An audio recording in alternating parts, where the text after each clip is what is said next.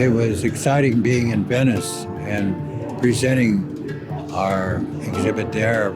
I feel it's more relevant to come back here to Canada and the United States because this is where we need to help educate people about our worldview. This particular exhibition tells a story of the impact that Indigenous architects and designers are having in changing the way Canadians live and think about the world.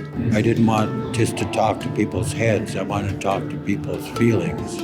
That's why we developed these curved forms so people would be enveloped by the space, and we had the latest technology to pull it together. We thought that we wanted to present ourselves as not people of the past, but people of the future. Each one of us talks about our stories and where we come from and how we try to bring our stories and the stories of the people of the many different tribes we work with into the work that we do. We're a living culture, continuing to support our communities, our nations. The design work that we do is based in Indigenous knowledge.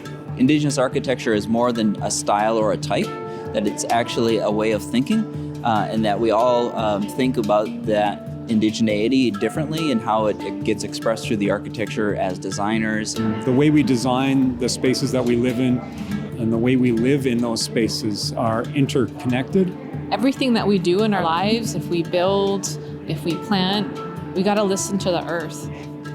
I hope people would see a worldview that is one of caring and loving of the land and loving of each other, that comes out of respect for all life and respect for all people, which are the teachings of our grandmothers. It's a different way of looking at the world, and I hope people get it.